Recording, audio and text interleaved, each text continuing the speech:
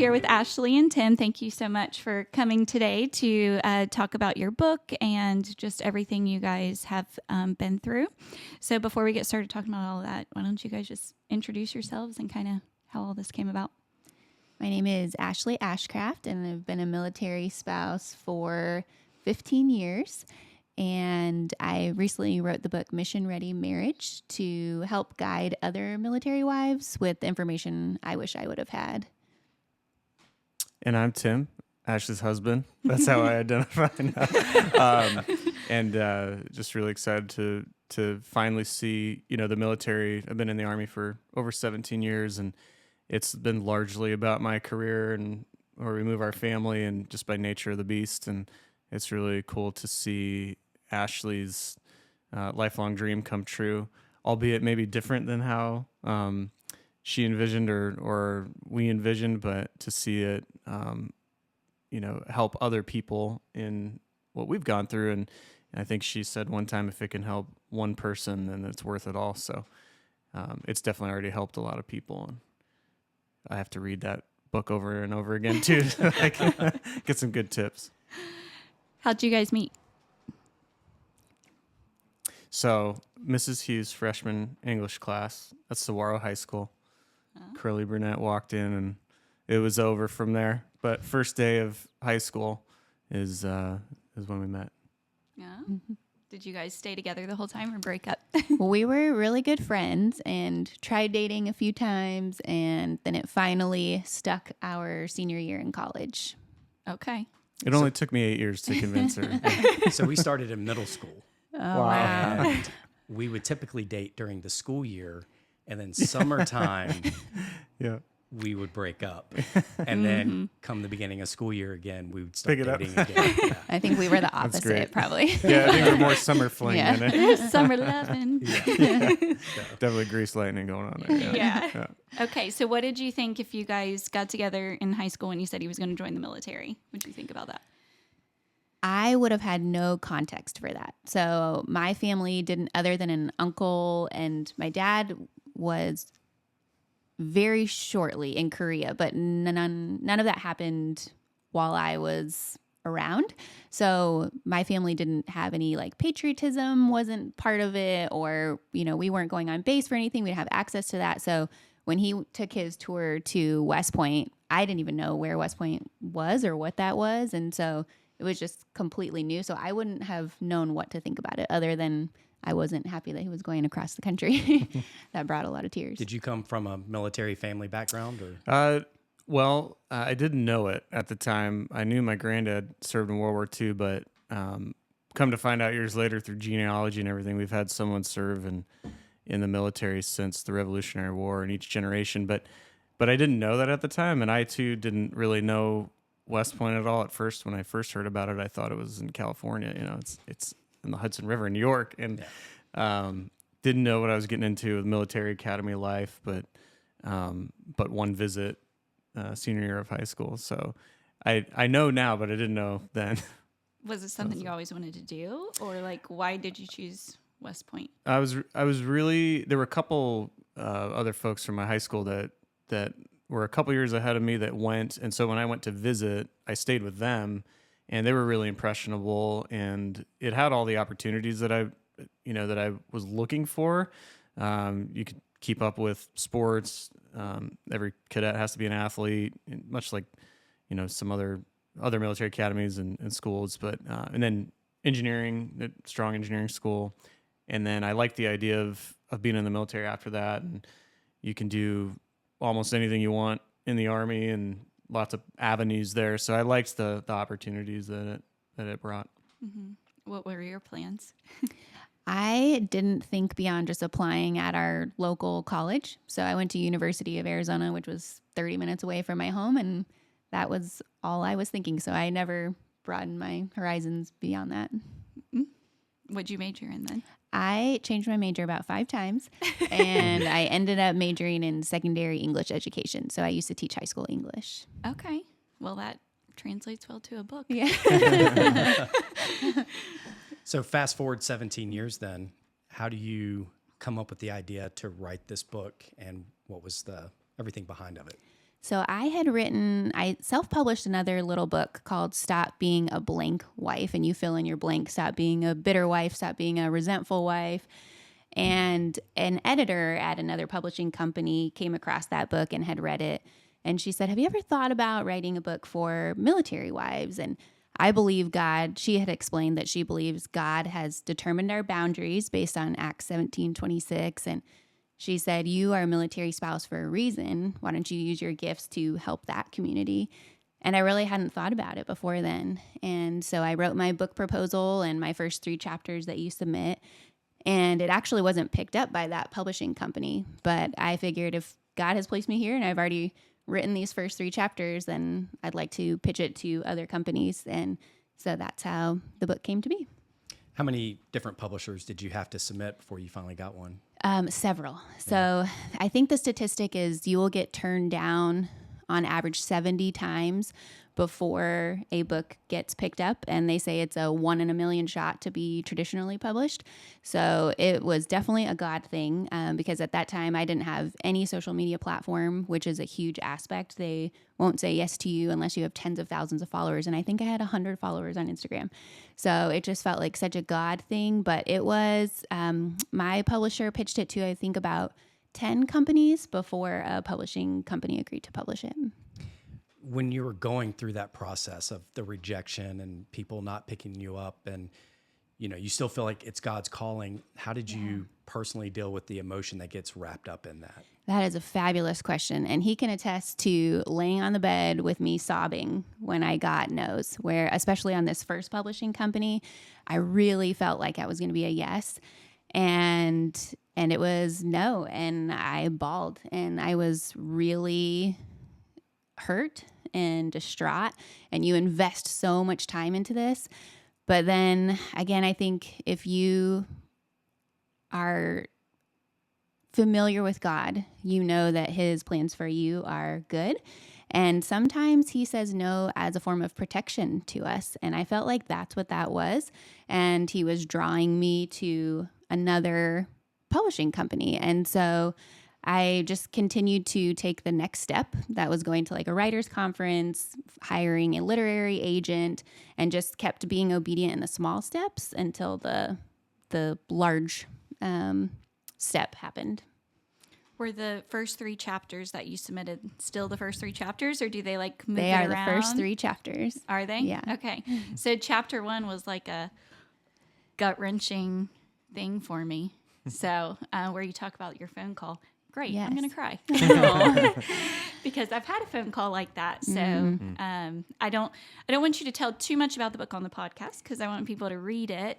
But let's talk about that phone call, if you don't mind. And we can kind of share our experience with that. I may have to have Brandon do it so I don't cry too much. Yeah, absolutely. I know. Still, this many years later, it still gets to me sometimes too. But essentially, it was our first deployment, and Tim went to Afghanistan, and they prep you that you may be getting one of these types of phone calls, but you can never be fully prepared till it happens. And I remember sitting on the floor grading my high school English essays, and the Maryland phone number came up, and so I knew that was Tim calling from Afghanistan. And he started out, I could just tell from the very beginning something was wrong. But started out saying, I'm okay. But earlier this morning, my helicopter was shot down. And so just your body goes into shock and you kind of forget all of your pre-deployment training. And so I just had so many questions. Are you okay? Are you emotionally okay? Is Jake okay? The co-pilot he was flying with, and also not knowing which questions you need to ask. And then having that conversation only be a couple minutes because then they needed to go debrief. And then what do you do next when you're 7,000 miles away? And so that was our introduction into military trauma. From your perspective, being on the flip side of that phone call, like I can relate, but like, what was your thought process at the time of having to make that phone call? Honestly, I'm grateful. Ashley's always been one to want to know everything, every detail of every deployment and military life. Whereas, I didn't feel like I had to protect her from knowing that. And that was a month in, I think, about a month into my first deployment. So we didn't really know any different. Maybe didn't know to expect quite that. But my thought was, one, she can handle it, but I want her to hear from me first before ultimately we know like the word gets out, and it's a game of telephone, and wanted her to hear my voice first. So my first thought was, one, I want to tell her so she hears my voice, but two, I knew she could handle it. So but then she had to deal with the rest of the family, I think, and navigating that, and God bless her for that. So that was kind of what I was thinking, was I can get this information to her because I know she can handle it, but I also know if I don't, there's going to be the telephone game that follows from it. Yeah. Mm-hmm. So for me, I was in the 82nd, and it was 2006? 7, because I was pregnant with Ethan. That's how we remember Yeah. dates. What child? Which child was I pregnant with? Me too. But yeah, so it was Memorial Day, and I'd gone over as a replacement into the 82nd. This was my second deployment to Iraq, and I was a gunner in a Humvee. And we were going down a road, and there was a canal, and I remember it was like a little Y at the end of the road, and I was like, how are we going to turn around and stay on the road so we don't get blown? And then there was a IED in like the base of like a tree, and blew off the front end of the Humvee. Everybody was okay. We all walked away from it, but blew out my eardrums, so like I couldn't hear. So I was restricted. My phone call was really loud. So, same situation, like first sergeant's like, hey, you need to call your wife. You need to let her know she's okay. And for me, I couldn't get the words out because I needed to know that she was mentally prepared for what it was I was about to say. So it's, hey, how are you? Are you okay? Is this a good time to talk type thing? And then my first sergeant grabs the phone and goes, Mrs. Langford, your husband was blown up, but he's okay. Wow. Yeah, but he was yelling. So it was at 3 a.m., which I was always up at 3 a.m. because I had to use the restroom. You know how it is when you're pregnant.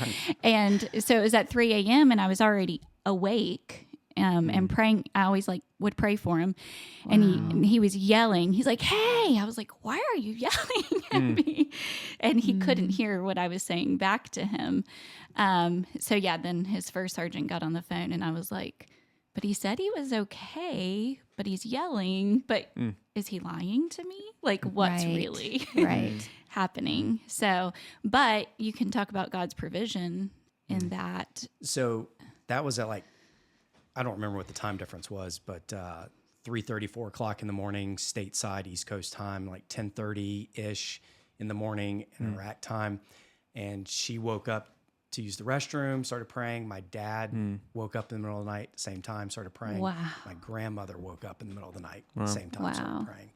So it was interesting to see how I had and not to make this about us, this is about you guys, but just driving down the road, we were at just a fixed position, just watching. So I'd taken my glasses off, took my gloves off, and it's like, as we're driving, just, hey, we're going to go to the end of the street, turn around and come back.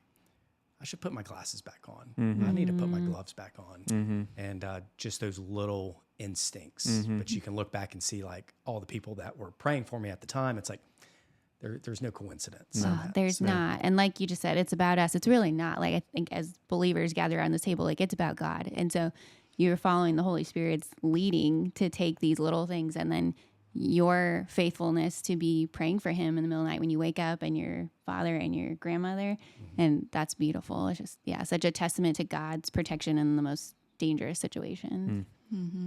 What was the recovery and process like for you after that? It's still happening, I think, honestly, I think actually the shoot down, I think was an affirmation of my faith. I felt in a similar way, like God's presence in that moment. And it was the most overwhelming situation I've ever been in my life. But God placed me with the Michael Jordan of Apache helicopter pilots as my co-pilot. And that's kind of his unofficial nickname in the community.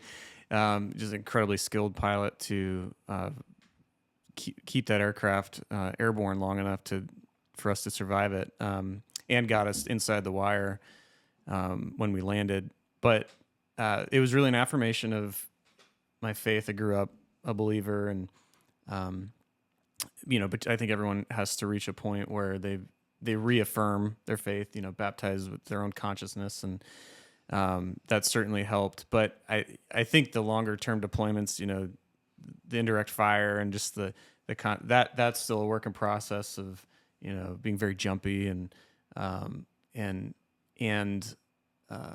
reacting to loud sounds or something and being surprised. But I'll say for that instance, it really is a testament of faith, and similar to the story you all shared. I think it's I'm grateful that we have had that faith throughout, because you're reminded it's a very significant event in our lives, not just mine, but we can realize how God was working through that, and it's a good reminder.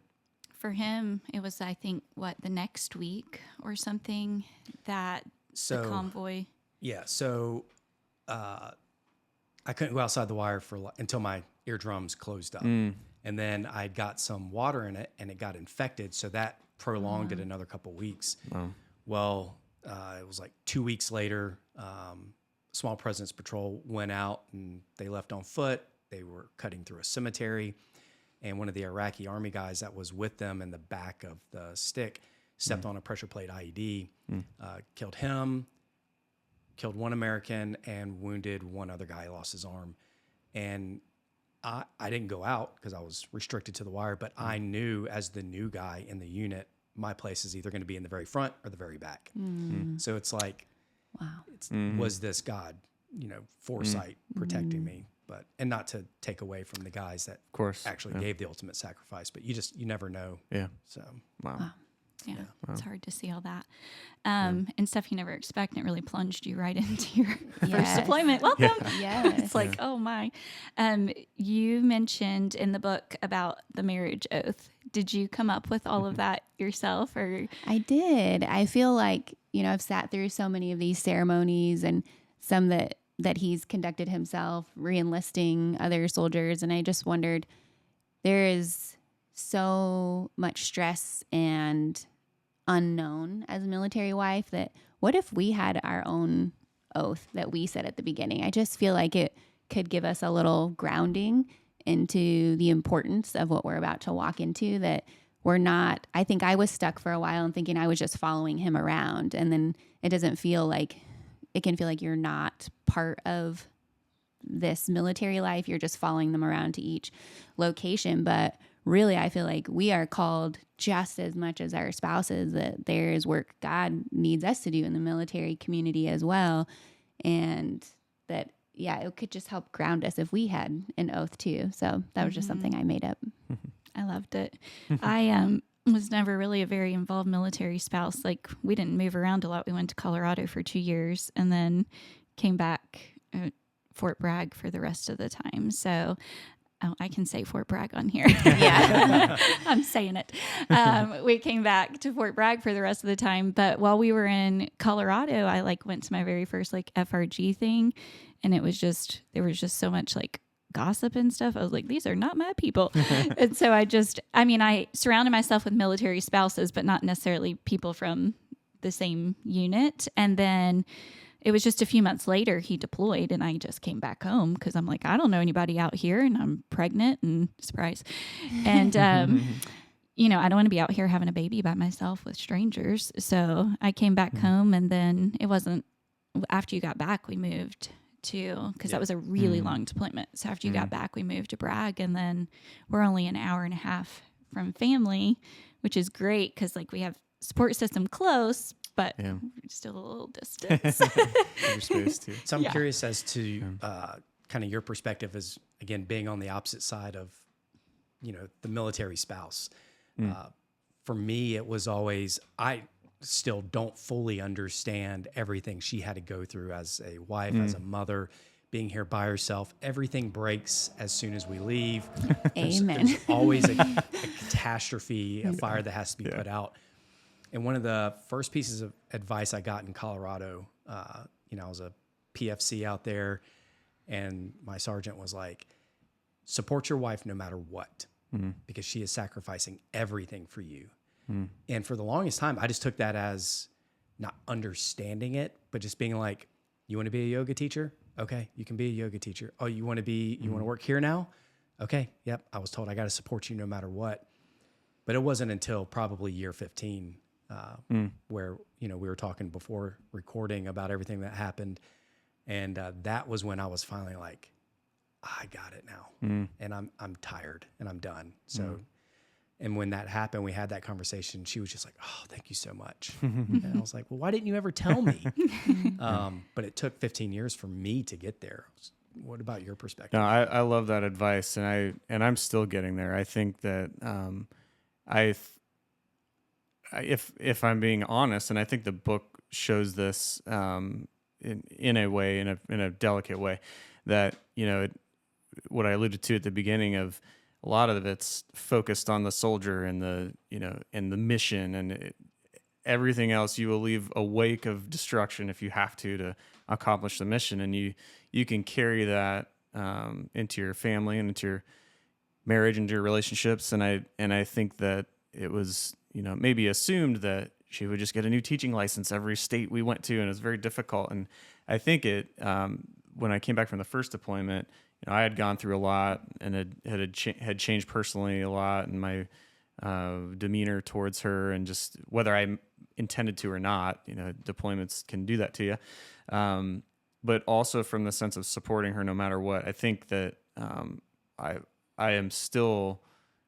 It has to be, a conscious thing almost every day in some instances where when she picks up the phone, she really needs something. Because I took for granted for a long time. Well, I'd like to think I never took it for granted, but I think, I would maintain that, like you said, the spouses and the families, it's so much harder, and they take an oath, but they don't know. They don't know they're raising their right hand Exactly. and swearing an oath to the Constitution, no matter what. But it looks so different too. Like deployments, okay, maybe those are structured and you can expect them, but then when you're home, you're also gone, and there's so much to that, and that's when the pipes burst, and we got some fun stories about that. But I really do think that wouldn't that be amazing if in basic training or your basic courses that they focused on, hey, I want you to be the best soldier you can be all you can be, but that includes your spouse and that includes your family.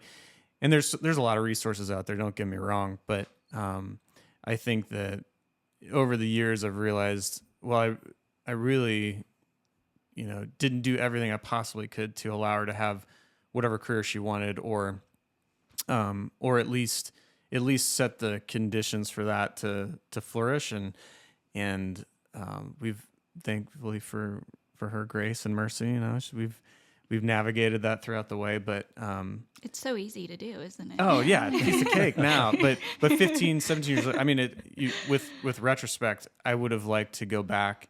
I would have liked that to have been taught or coached or mentored to me deliberately. Like, here's how we want you to be as the military member, a spouse and a father. Yeah. And certainly the dual military couples, I can't even imagine, what they the added stress there. But with retrospect, there's things I definitely would do different, and I think the book will help, especially new spouses or seasoned spouses, as she says, to really reframe how they go about being a spouse and a parent.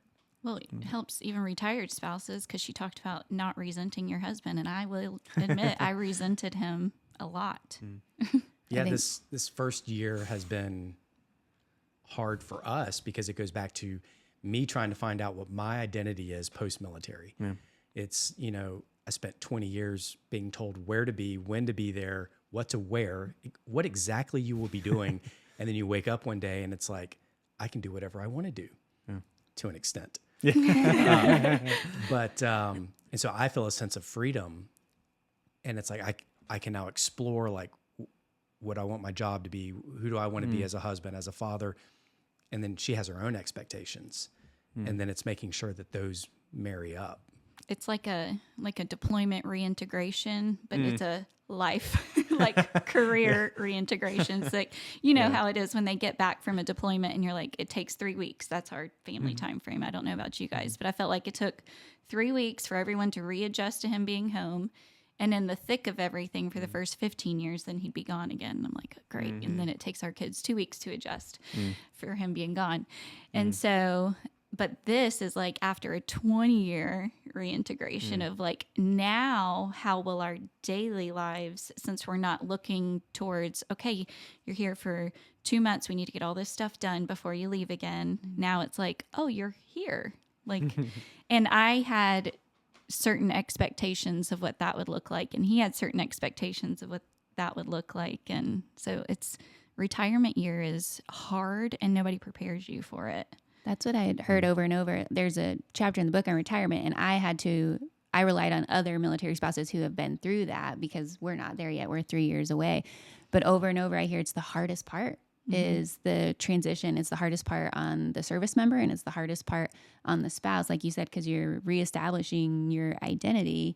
And I think the other thing I've noticed too is the current job that Tim is in is a little bit slower, a lot slower pace, is that there has been 17 years of life that we haven't had the time to process, because the tempo is so fast. It's go, go, go, go, go. And we have 10 minutes to talk at night. And so we can't dig into real issues or my real hurts. And so now that we're having the time for that, it's really challenging, because it's all of those years compounded. We finally have the chance to talk about.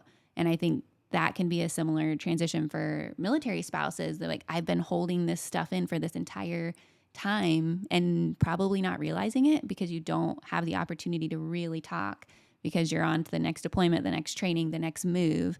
And so I think that hopefully the book is an encouragement that there is a purpose, though. There's a reason why God has placed you here, whether you're a fiance and you haven't yet said I do, or you're in the retirement route. I believe the book will help you process a lot of what you've been through and how God is still good through all of that. Mm-hmm. And I think a lot of times as military spouses, the reason we build resentment is because we think they have more of a choice in it, which if you break it down to the bare bones, they kind of do have a choice in some of the trainings they choose to go to, or things like that, or which unit they're with. They have some choice in it. But when you're living in the thick of it and you don't have time to process it, like you're saying, you don't realize it. And they're always being pushed to like do the next thing. Hey, if you want to get promoted, you have to do this school. You have to do this. You have to do that. And I'm like, I don't really care if you get promoted. I want you to be promoted and I'll be proud of you. But like, I don't really care. And at the end of the day, it doesn't matter. So, yeah. So for us, that was a big thing. The other thing that I really enjoyed that you talked about in it was the finance aspect of it. So when we got married, Brandon had $6 in his bank account. Yeah. He married a sugar mama. $7? How many? Yeah, it was that there. Anything more than 6. We were doing good. No, we were what, 20? I was 20 when I married him. So, and yeah, came home on a 4-day pass and we got married, and I moved out to Colorado, and he hadn't found a house. Like throwing you under the bus here. He hadn't found a house for us or anything. And so I was in the barracks that night. Wow. So that was interesting. I haven't heard that one before.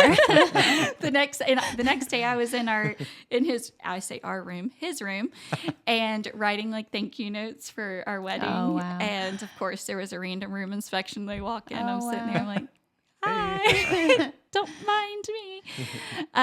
But finances was a huge thing for us when we got married, just like any military couple. And a lot of military couples get married. We saw it so many times. They meet at a bar or whatever, and then a few weeks later they're getting married. We were witnesses to a couple courthouse weddings ourselves. And so I think that was really important. We're also big Dave Ramsey financial peace people. So kind of tell us about that and that process of what led you guys there. Yeah, we had our first church while we were dating together in Alabama. They advertised Dave Ramsey's Financial Peace University up on the screen. And I already was coming to our dating life in debt. And I just had no concept of healthy financial life. And so knowing that most divorces happen over financial insecurity, I wanted to make sure that we protected ourselves. And as doing research for this book, learning that over 80% of military couples are in debt. And we have the highest, our military profession has the highest divorce rate of any profession on the planet. Yep. And so the financial insecurities just compound that. Then you add moves on top of that where you're spending thousands of dollars out of pocket, and research has shown families are not getting refunded everything that they've spent. And so the financial issues just compound over time. And so for us, it was really helpful to take Dave Ramsey's Financial Peace University, which is now free for active duty service members. And that just really set us up for, here's how you pay off your debt. Here's how you save your money. Don't buy anything that you can't afford. And so for those first couple of years, I feel like we sacrificed a lot of what could be fun things to really do what he talks about, like live on rice and beans. And we got ourselves straight within those first couple years. And that has been a huge blessing, because I feel like God has placed us in a position where we've been able to help other military spouses as they've gone through challenging things. But we wouldn't have been able to do that if we didn't educate ourselves in the beginning. And the book has tons of resources to help you with that financially. And like I said, some of them are completely free. Mm-hmm. I think in general, we don't look for resources. We just try and take matters in our own hands, because I was like the biggest penny pincher. He still uses a story about a TV against me. That's what I was thinking about when she said we had to make sacrifices. So that was like 18 years ago, 19 years ago. Let it go. Well, I wasn't going to bring it up either. I was like saved every single penny, because I grew up without much. And so I saved every little penny constantly, even still. And I'm like, no, we can't spend that. No, get this one. It's 20 cents cheaper. And he's like, seriously? I'm like, yes, 20 cents. It matters. And he won't ask for a military discount anywhere either. He can relate to that. And I think, you know, it puts you, whether it's Dave Ramsey, I mean, I think we have yet to find a better program. And it put us on the same page, you know, mission ready. We were on the same mission financially. So that helps, because when you deploy and ultimately your wife or the spouse has to take on the bills and the finances, ultimately that really helped, because it was really, I can't think of a time we really argued over, you know, finances. To the arguments are like, where should we put this, or, you know, should we use this now or for that? And I feel very grateful, and I do recognize there's a challenge for younger enlisted socioeconomic backgrounds, but that program was terrific for us, coming from same hometown, same high school, you know, but different backgrounds, and got us on the same page. So yeah.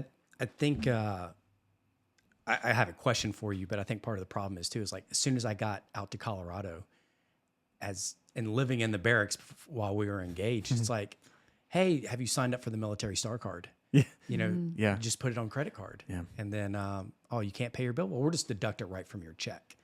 Yeah. And so I got trapped into that. And I'm sure a lot of people that don't have sound financial background and understanding. Absolutely. Yeah. But my question is, so we have a process for if we're going to make a purchase. Do you guys have any tricks or any processes to make sure you're on the same page before you do make it a large expense or even a small one? I think one of them is we've decided anything over $100 outside of groceries, because you can't spend less than $100 at groceries right now. Not right now. We will discuss. And we have, our banking accounts have always been shared. So everything is shared. We can see everything that the other is doing. And we've gotten off track recently, but we would sit down to write a budget every month. And so we would know this is where everything is going. All of our savings accounts are shared. And so I think those things have really helped us. And then going back to what you said about the military star card, we didn't have any credit cards as we were establishing ourselves initially. And so we only paid for things with the money that we had in a checking account. And then once we got to where we were debt-free outside of a home, then we strategically used credit cards that would give us benefits, but we would pay off every single month and never leave a balance. Don't tell Dave, but we have credit cards now. We did the same thing. It's like for the longest. So we started in debt. You know, my first military bonus of enlistment was to pay off debt because I was a very dumb kid. But we got away from the credit cards, only used debit cards, only used cash or check. And then we did the same thing. It's like, wow, this credit card is offering these benefits and these points, and we pay it off at the end of every week. And it's also a litmus as to like, we spent a lot of money this week. Let me go back and see where it's at. Oh, well, we ate out, 4 times, and that cost us X amount of dollars. I think if you do it smart, those benefits do come in handy. Yeah. It's like discounted everything. Yeah, and I would add, so the $100 thing is a good threshold for us. The transparency, the shared accounts, I think is key. And then there are a lot of resources. We use Military One Source, tax service, and we've used that ever since we've been married, which is free tax service. So that's helpful too when taxes can become a little more complicated if your spouse has a small business or an LLC or something. And that's something we're broaching now. But again, another service that's available, which is really helpful for military families, especially. Yeah. Is there like just because I never really looked for it or used the resources available, which I regret now, is there like a major place where people can find all that information? So the book has a ton of resources, and then every installation, I believe, also has a financial office that you can go to, and they will help direct you. So just look at your local installation for their financial office, and then they can help provide you with a wealth of resources. Yeah. When we first got married, I did our taxes at Military One Source, but now it's like way too complicated. They probably walk in and be like, bye. Just go away. Too complicated for us now. What we've started doing is we don't have that set dollar threshold for purchases, but for anything like a TV or a vehicle or anything like that, it's like if we're not on the same page, we don't do it. Yeah. And we've been bitten a few times in the past where it's like, hey, I really want this. And it's, okay, I don't, but I want you to be happy. So yeah, you can have it. And then 6 months, a year later, it's like, never should have done this. But then that opens up a whole nother thing of like, then it opens into an argument. Well, I didn't really want this to begin with, but you said yes. And it's like, well, I was only saying yes to make you happy. And now it's this whole, So I think that's what we do. It's even like donating money. Hey, I'm thinking about donating to this. What about you? Yeah, I think we should. Okay, pick a number. Oh, we're within $25, $50. Nice. Okay, we'll do this. And if we're really far off, it's like we're not on the same page.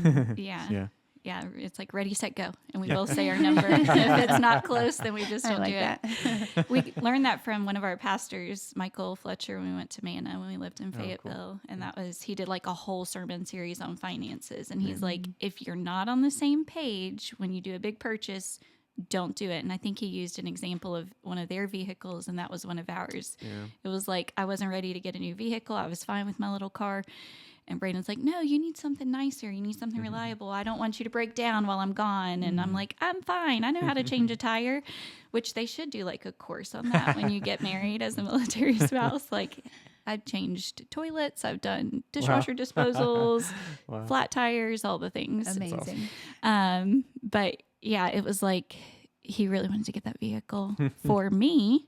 I'm like, well, he wants to do it for me. So I guess, I won't put up too much of a fight. Always had problems. The vehicle always had issues and would break down and everything. And it was like, he was right. So we didn't know that before we bought the vehicle. We heard the sermon afterwards. And then we were like, that's why this vehicle breaks down. You can use your story as an example next time. Yeah. We're like, here's a great story for you.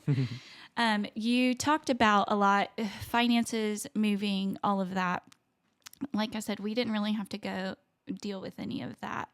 Will you share a little bit of your experience about, moving without telling too much of what's... Yeah, absolutely. So we've moved 12 times. Wow. So we've had coming to this community where people stay with special forces has been very bizarre. Like, hi, I'm Ashley. How many times have you moved? One. And that's shocking to me because there was a year where we moved 3 times.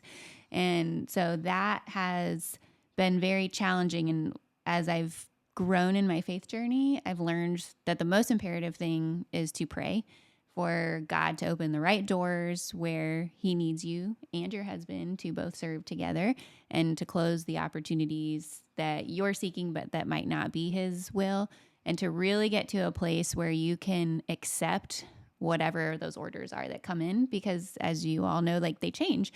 And so there was a time before we came here where we had orders to Hawaii. We thought we were going there, but because of EFMP, some of our children have health issues, we were no longer able to go there. And so weeks before we were supposed to go to Hawaii, then we ended up getting orders to come here. And so for you to just be able to pivot emotionally and mentally with grace, I think is really helpful. And I think that comes through prayer and just preparing your heart ahead of time so that you don't fall into that resentment trap, especially when you're not going to a location that's ideal. How does that affect your kids? Because we moved a lot, but only around this area. We like to joke, we've been here since 2006, that I just PCS'd myself around the Fort Bragg area. Yeah. But like, our kids sometimes struggle just moving to the opposite side of town. How did you and your family get through that? Yeah, absolutely. So our kids, but when we came here, each of them had been in as many houses as they were old. So our 8-year-old came here moving into her 8th house. And that's challenging. You lose your friends, you lose your church, you lose your community, you lose your sense of stability. And I think it is important to know that the military likes to throw this word resilient around. Our kids are so resilient. Everything will be fine. They're resilient. But no, they're not. And we have to step in and help them. And I think, again, with those practical resources, our kids all do horse therapy right now to help them with some of the challenges and the transitions. And so I think we're coming out of a generation of stigma against counseling and therapy. And one of our kids was diagnosed with transition disorder, which I didn't even know that was a thing.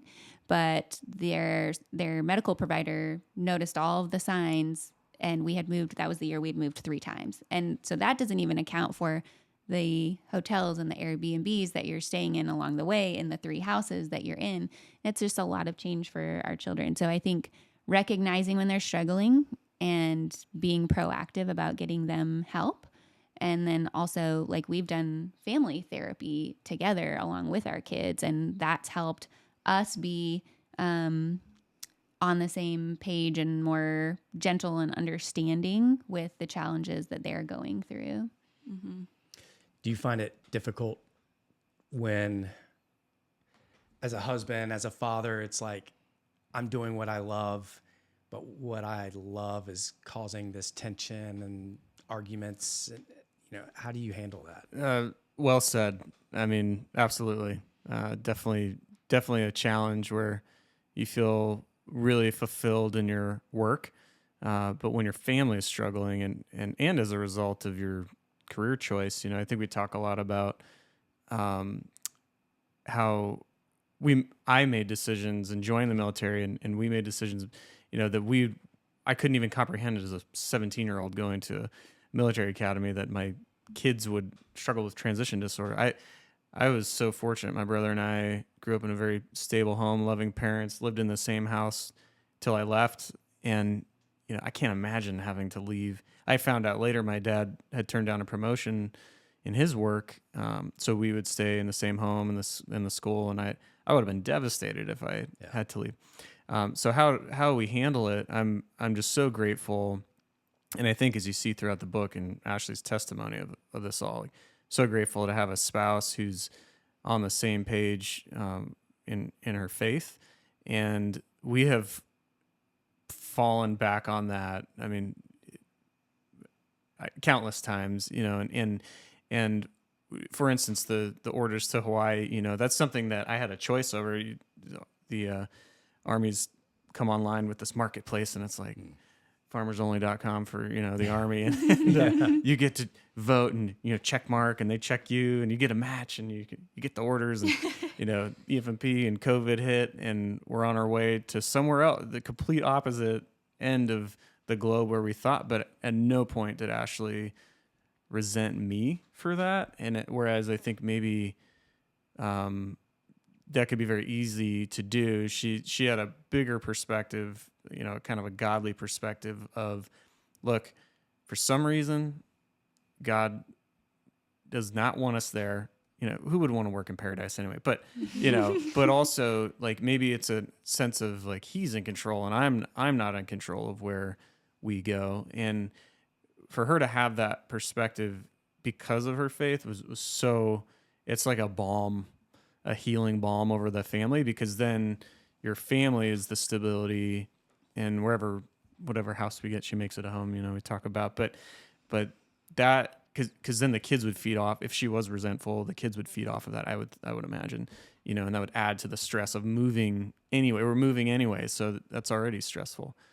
So how we deal with it, I think, by and large, is really a little bit of expectation management too. Like, fool me once. I think we've had a couple phone calls say you're going here and you're not going there. We never got top 5 pick or something, but just almost expecting the unexpected, and realizing, hey, wherever God lands you, you're going to do work there. And a quick funny story that we shared, when we found out we were coming here, we had never bought before, and we'd always rented. That's what Dave Ramsey said to do, and it had worked for us. And but the market at the time, it was very clear we were going to have to buy. And through some of what you read in the book, you'll see why we bought. And so I remember she gave me the day. I think she gave me a whole day just to go out and to pray on where, we were kind of finalizing the homes and where we were going to put a bid in. And I remember being in the middle of the woods, just going for a walk and asking God, like, which beautiful home in this beautiful neighborhood should we bid on? And there was no response for a while. And it was like, look, man, this is a first world problem. You're going to be fine wherever. Yeah. This is,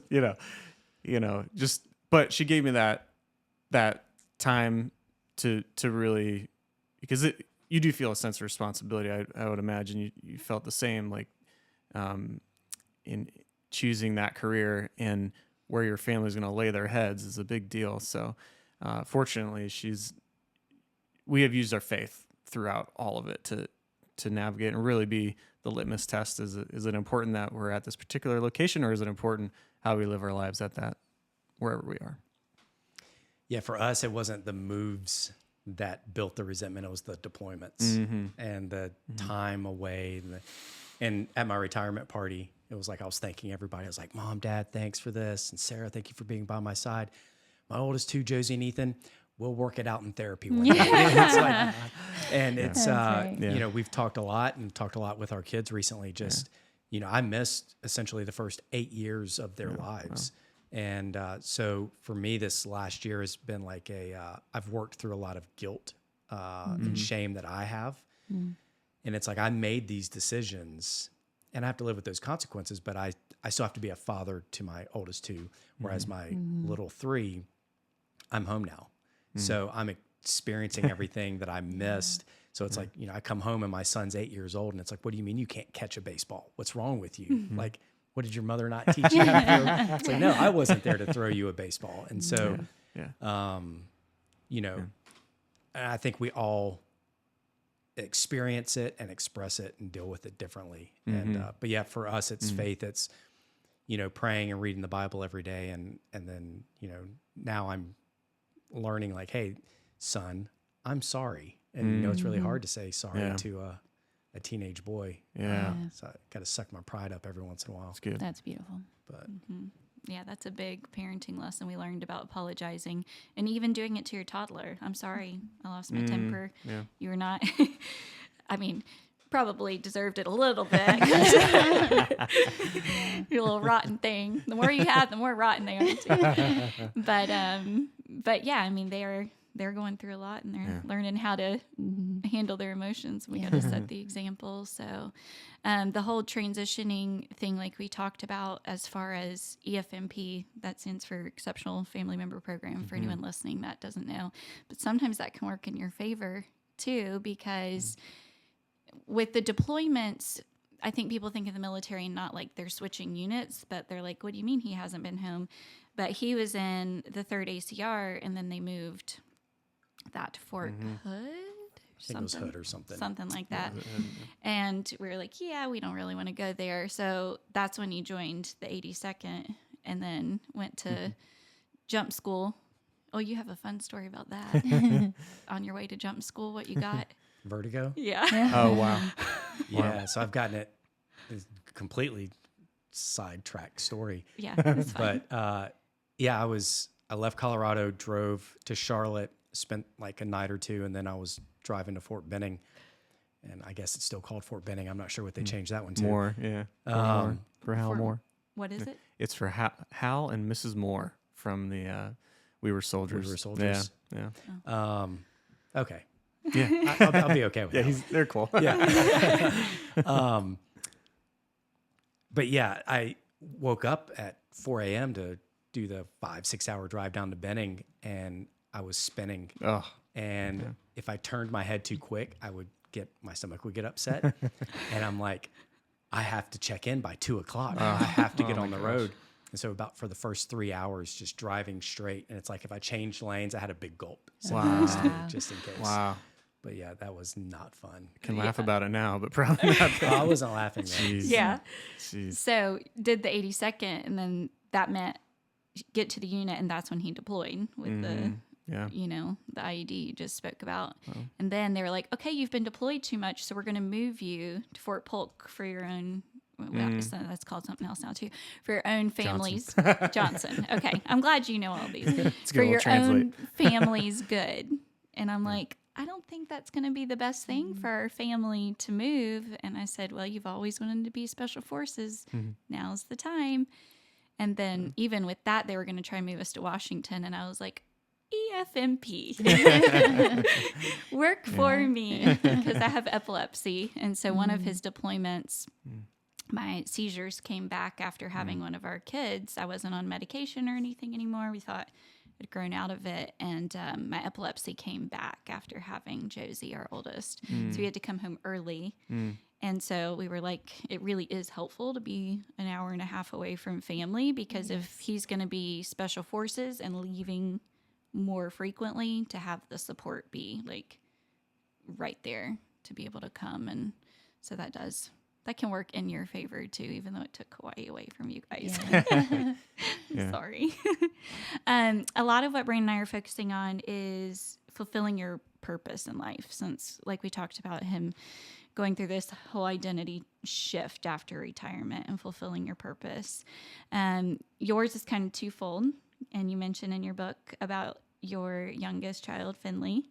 And so let's talk about how she's kind of changed her life and how you're kind of working now to fulfill the purpose of spreading awareness. Yeah, absolutely. I like to say God is good at surprises, and the military prepped us for that. I feel like we were surprised every year with whether it's combat trauma or moving. And I felt like we had a different, initially I felt like I had a different purpose everywhere I go. Here, it's because I was working at the crisis pregnancy center. Here, it's because I was serving as this. But I've really seen this overarching purpose in the scriptures that show us that we are called to go and to make disciples and to love others wherever we are. So it doesn't matter what your profession is or what challenges your children face. And so for us, that was finding out that our baby, when I was pregnant, that she had a 9 out of 10 chance of having Down syndrome. And I didn't know anything about Down syndrome. I was completely ignorant. So when I got that news, for me, it was devastating. And for Tim, you talk about the phone call. We talked about the phone calls earlier where we're relaying traumatic information. And for me, that was traumatic information initially. And I called Tim barely able to speak. And once I was able to get the words out, he was like, oh, it's okay.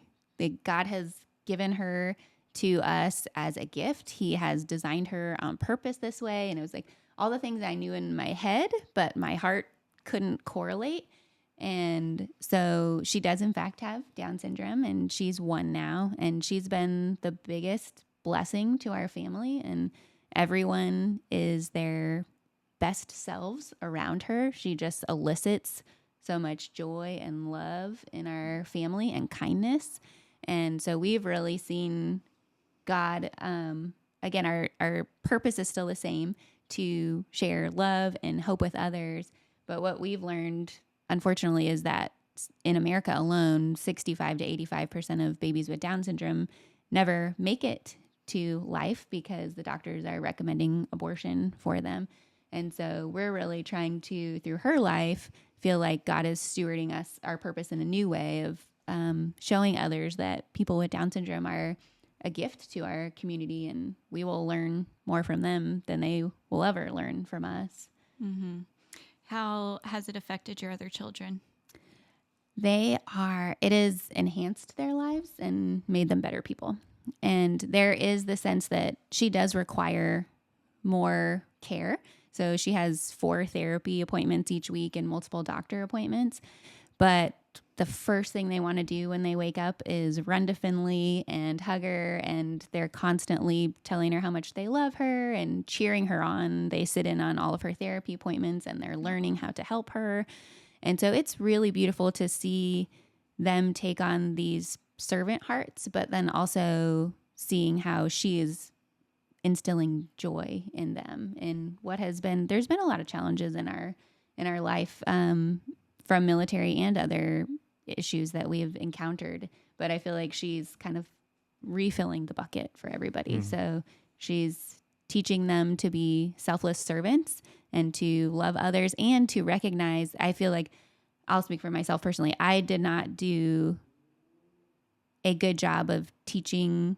We always, love everybody, but we didn't go out of our way to love the special needs community and to engage in the special needs community. And so I feel like it's a blessing that God has opened that door for us to be a new community to walk in and to love and to share hope with and to learn from them. There's so much for people in the special needs community to offer us, and we weren't engaging in that.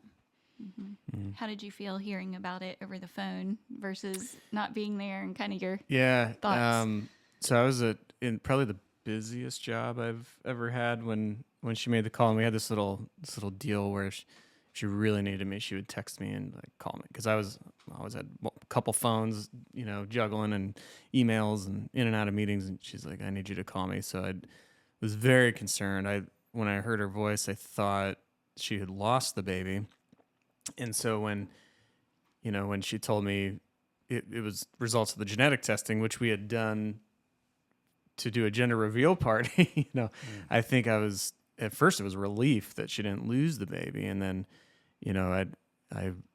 that was the initial reaction. And then, as we learn more, and there's certainly, there are health complications that come along, and with children and babies and everyone with Down syndrome, there's other health complications. So that's where we really, Ashley, while I was in that busy job, Ashley got really smart on those very fast and was able to share that with me. And it brought us together in a very unique way. I rewind all the way back to the different phone calls. Maybe that's another book theme or something. Phone calls, something there. But, phone calls we've had, or even back to the freshman English class, never in your wildest dreams are you thinking about going through everything we just talked about.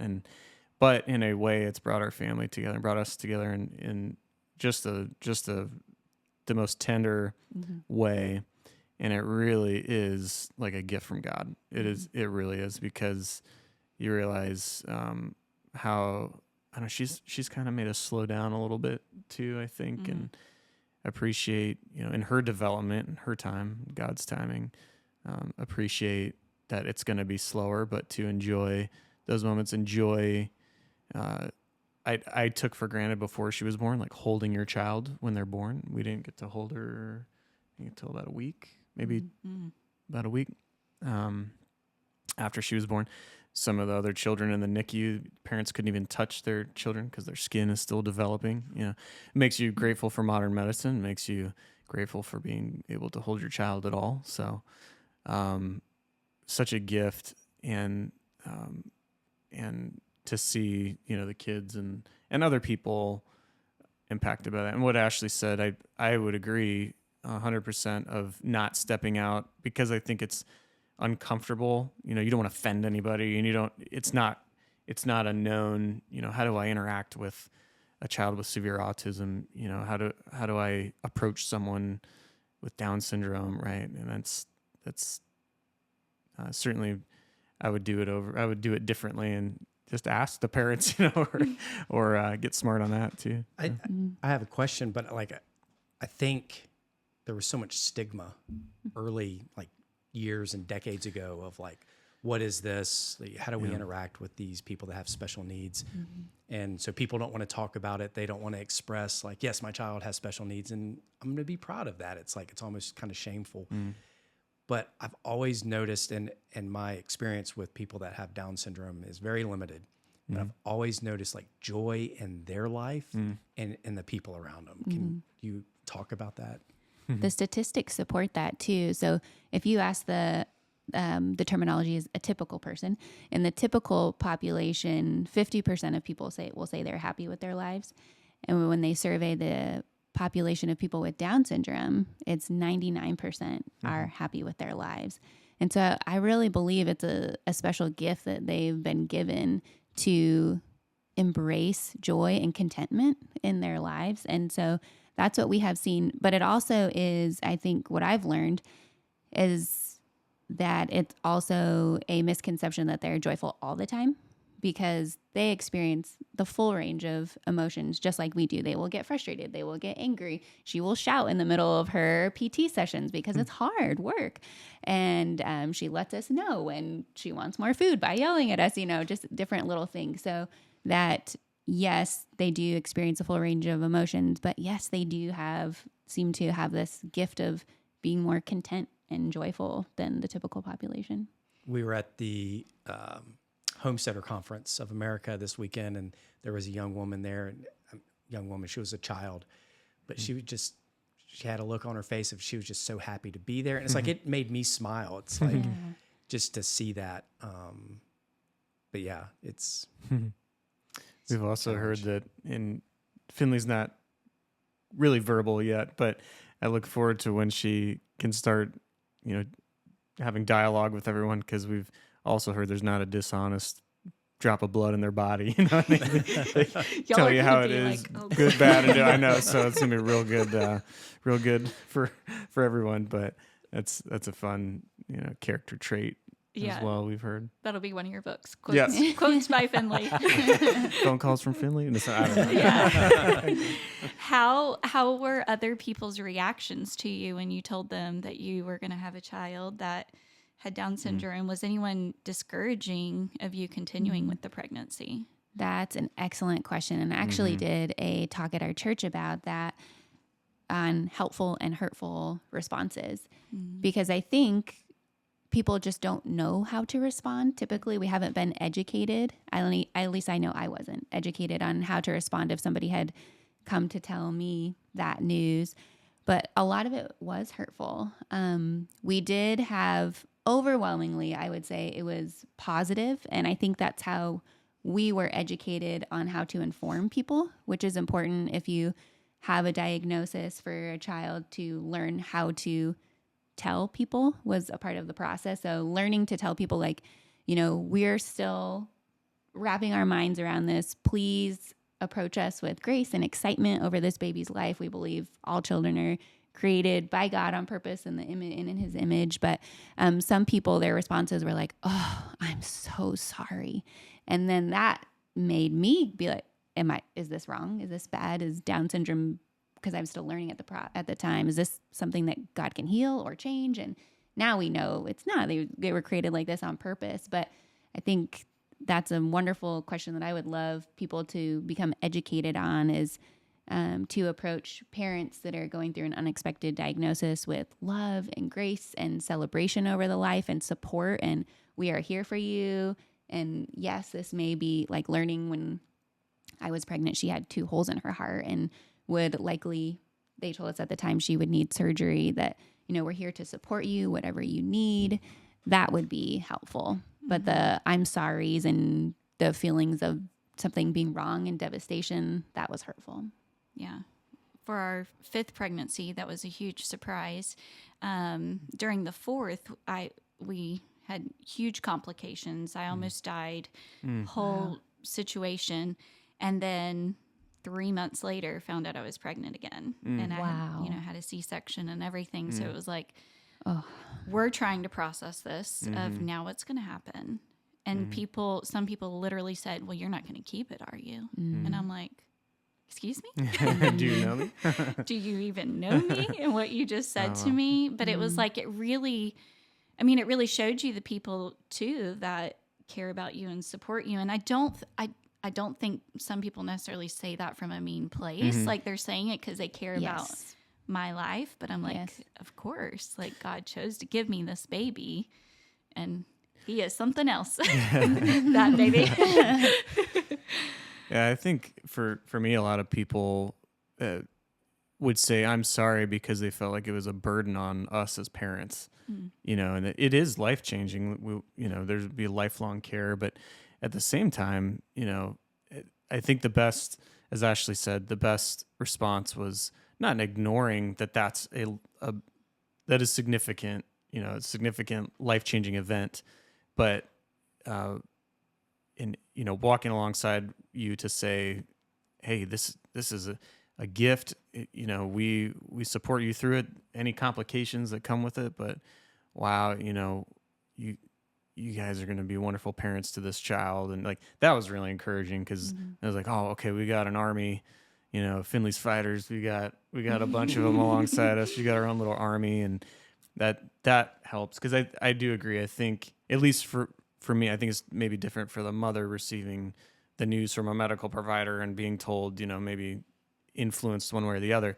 But as the father, when people said, I'm sorry, it was more towards like, wow, that's a big burden for you to carry, when it was our choice to, conceive a child and continue. We want to meet this child and raise her, and much more of a blessing than a burden in any stretch. So I think that goes with any situation. It's what you make of it. It's like you can look at the negative and just be like, life sucks. I'm not getting what I want. Or it's like you can be like, hey, this is a crappy situation. Yeah. We weren't expecting this. Not just this, but anything. It's like, we're going to make the most of it. It's like, she just found out some news the other day. She's allergic to everything, apparently. And she's like, oh my gosh, it sucks. I was like, no, it's fine. We're just going to make the best of it. Which is not normally him to say that. Normally he's like, now I don't get to eat anything. I still do. I sneak whatever I want whenever I leave the house. So what's next for you two? Well, I think we're hoping to stabilize here, if that's God's plan. But like I said, we know he's good at surprises. So if his plan for us to stay here, I think that's what we're thinking at the moment. And Finley has great medical care here, and we love our community, but we are open to wherever God takes us. Have any more books coming out soon? I would love to start working on a proposal for moms who receive an unexpected diagnosis. In our community, a lot of moms are choosing abortion, and I really feel like if they knew the gift that they were being given and the resources that were out there, I just pray that would empower them to choose life and to go forward in hope and not in fear. So that's the next one I'm hoping to write. I know if you're anything like my wife, once you get one out, it's like you're already working on the next thing. It's like, ooh, I have another idea for this, and you're taking your notes. Yeah. And, we were walking Saturday out to the car, and he was like 15 feet ahead of me. And I'm like, I have an idea. And he just goes, I was like, you love me. But yeah, I mean, and it's just, we had genetic testing done, not to just find out the sex, but I was geriatric pregnancy. Well, I think they're trying to be kinder about it now. Mature pregnancy now. Mature pregnancy or advanced age pregnancy, they'll say. But yeah, I mean, we decided together like we were going to do that, and they did all the mapping of all of our family's history and everything, and it was like, we want to know just so we can be prepared. Like it's not going to change our decision or anything like that, and we just want to be prepared and ready to receive. And, kind of like you, like if I found out a kid had a diagnosis, I'm doing all the research. Like, even if myself, I'm like, okay, I'm allergic to all these things. What can I eat? Yeah. Just get on, do all the research to make the most of it and use it to help other people. I think that everything we're given, no matter what it is, we can use it to help other people. One thing I loved about your book is that I'm an auditory learner, so I listened to your book, and I love that it was you reading it too. Thank you. Because a lot of times it's like it is a robot that is reading the book, and it's really hard to pay attention. So I'm an auditory learner, so I listened to it, but then I was like, oh, I want to highlight that. How can I highlight the auditory? So I was like, I got to buy it and highlight some things on it. And then I did minute markers so I could figure out what chapter it was in. But I loved that you gave the prayers in it, because I think some people just don't even know how to pray or start to know how to pray. So just the actual prayer that people can say and the steps going forward, especially for people like me, that I'm a checklist kind of girl. And it's like, okay, this is all great information, but what do I do? How do I use this? And so that it had the steps of here's exactly what you would want to do. So I think that was really helpful. Brandon found it helpful too, right? So yeah, I really love that. And I definitely think anybody should read your book, even if they've already been through it. Like I said, there were things I was highlighting, notes I wanted to take, and things for me to reflect back on too, because although as we pursue our after retirement life and we tried not to be serving the veteran community anymore, we keep getting pulled back to it. Right. And so that was a good reminder as well of even after retirement, maybe you went through all this to keep serving veterans. And that was a big inspiration. And I shared that with Brandon too, about how all of this we went through to help other veterans, Right. even though we were resisting it for a little bit. But I love that. Still resisting. Yeah. So the book is called Mission Ready Marriage, a Christian Guide to Discovering Hope and Purpose as a Military Wife. Where can people get this? You can purchase that on any major book retailer site. Also, if you're local to Fort Liberty, Faith to Soar carries it. And like you said, the audio book is available on Audible. Perfect. And what's all your Instagram handles? Where can everybody follow everything about you? You can follow me on Facebook and Instagram at ashley.ashcraft.author. Awesome. Thank you guys so much Thank for you. coming. Thank And I'm you. glad we got to talk to both of you and hear both your perspectives. You So. too. It's nice to hear your story as well. All right. Oh, thank you. All right. All right. Bye.